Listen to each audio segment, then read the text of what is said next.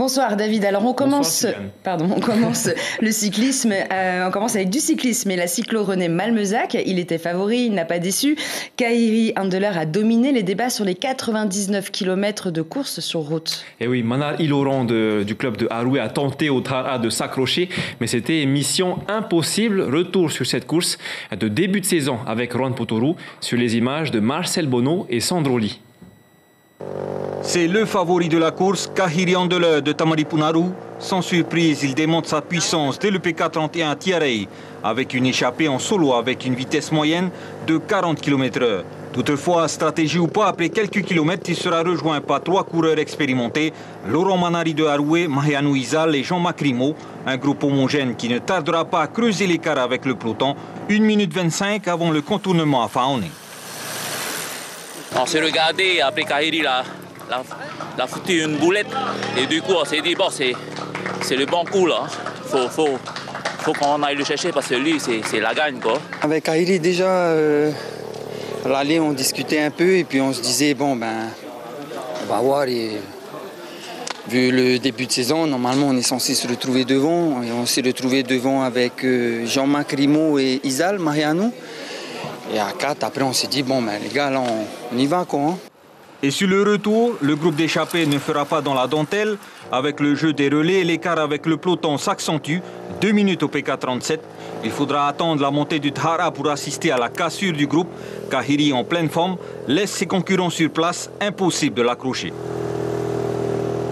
Kahiri a essayé de monter la plaque. On l'a suivi avec Jean-Marc. Il a fait esprit de caler. J'ai mis la roue devant et quand il est parti, Et après, avec Jean-Marc sur le plan, on s'est dit... On va revenir à 2, mais on n'est jamais revenu. Après le Thara, c'est sûr, plus rien ne pouvait empêcher Kahiri de remporter sa 4e victoire pour le mémorial de René Malmezac. 1h57 minutes et 33 secondes au finish. Dans la montée du Thara, je sentais que j'étais bien, donc j'ai accéléré et je finis depuis le Thara jusqu'au Vélodrome tout seul. Ça s'annonce de bon augure pour les prochaines compétitions? Ouais, carrément. Carrément, après il y a la Coupe de Tahiti, maintenant cette année j'aimerais viser surtout les dom-tom. C'est mon objectif premier et ils sont en Nouvelle-Calédonie, donc chez nos cousins du Pacifique. Donc voilà, c'est la Coupe de Tahiti, ça va servir on va dire d'entraînement pour les dom-tom. Avec cette épreuve sur route de 99 km, les coureurs ont déjà bien amorcé leur préparation pour les 4 manches prévues de la Coupe de Tahiti. La première épreuve se disputera ce dimanche 26 février.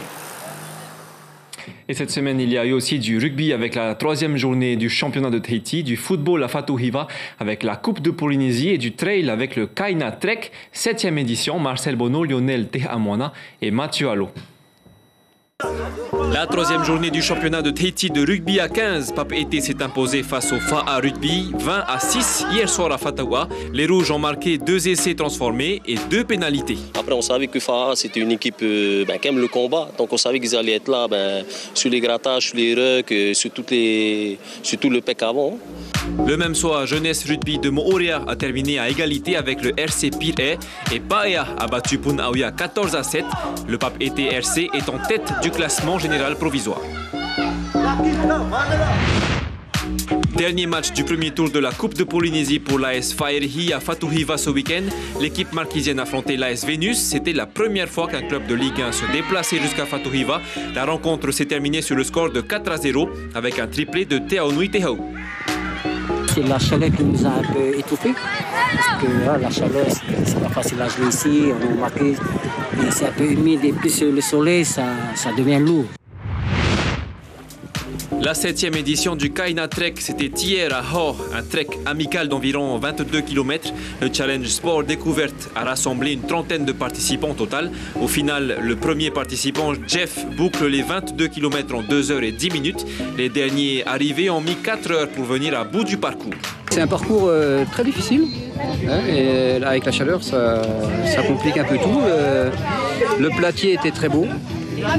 On a croisé quelques requins. J'ai vu qu'ils avaient mis quelques crabes et puis quelques murènes sur mon chemin pour essayer de me faire dévier, mais ça a été quand même.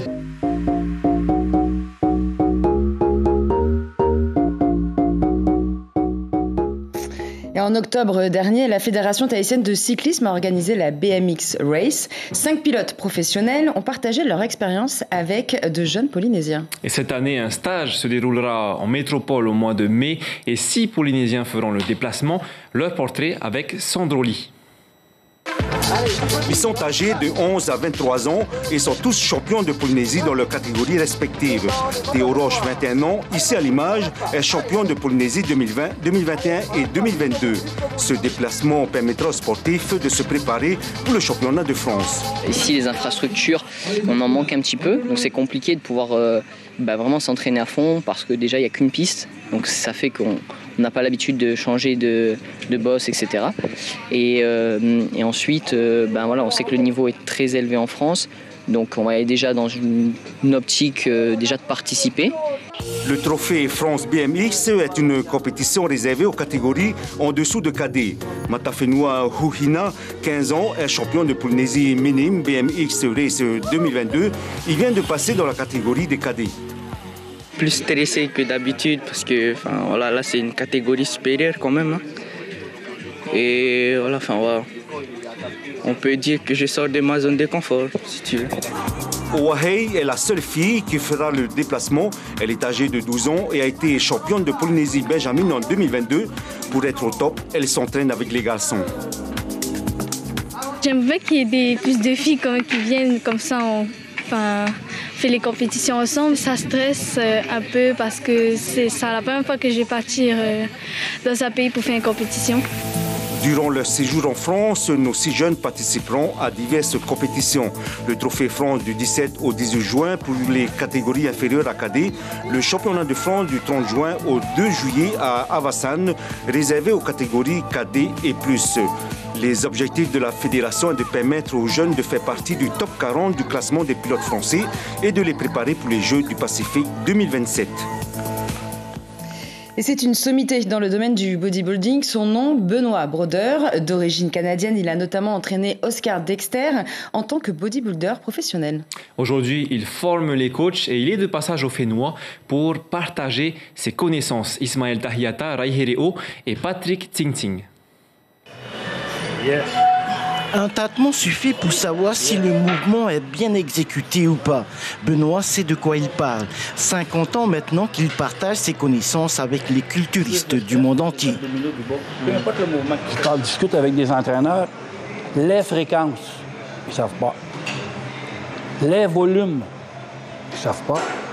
La sélection des mouvements, ils connaissent ce qu'ils connaissent, mais est-ce qu'on peut faire mieux? Le but des formations, c'est est-ce qu'on peut faire mieux? La réponse, c'est oui. À peine arrivé, Benoît est sollicité de partout. Tamatoa en a profité pour s'inspirer du maître. Les résultats sont surprenants. Beaucoup de différences. Je vois même sur moi physiquement, j'ai beaucoup changé avec les mouvements qu'il m'a appris et l'entraînement. Benoît préconise une pratique du culturisme plus intelligente, plus posée. Donner aux compétiteurs et aux entraîneurs les bons paramètres. Notre industrie a changé. On n'est plus au même endroit qu'il y a 10 ans. Pas du tout. Les slogans de l'effort, le « train hard or go home », ces choses-là, ça n'existe plus. On n'est plus dans la performance non plus. Les attitudes et la performance, et quand je dis les attitudes, c'est les mauvaises attitudes, on n'est plus là. Là, maintenant, il y a des scientifiques qui se sont mis le nez dans notre monde. Sur des mouvements tout basiques, parfois on cherche à soulever lourd, mais on ne ressent pas spécialement le muscle, ou on peut se blesser. Donc il m'apprend à charger un peu moins lourd, mais à vraiment sentir et pouvoir bien stimuler la partie du muscle que l'on souhaite faire évoluer. La Polynésie, un rêve qui depuis 2003 est une réalité pour Benoît. Il s'est lié d'amitié avec Christian Potier, le président de la Fédération de culturisme à l'époque, mais son véritable coup de cœur, sa rencontre avec Oscar Dexter. Oscar a été non seulement l'athlète le plus musclé et volumineux de Tahiti, mais à une période probablement au monde, avec ses 165 kilos de muscles. J'aurais des histoires à vous raconter de chez nous au Canada, les gens. Ah non, c'est un phénomène, Oscar. Et c'est un frère. Le 18 et 19 février, Benoît donnera une formation pour les entraîneurs, une certification pour permettre d'optimiser les performances des athlètes du Fénois.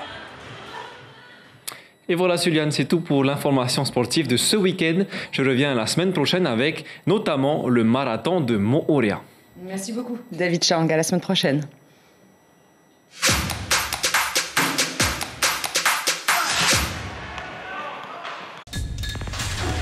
L'information en continu sur Polynésie la première, Internet et réseaux sociaux.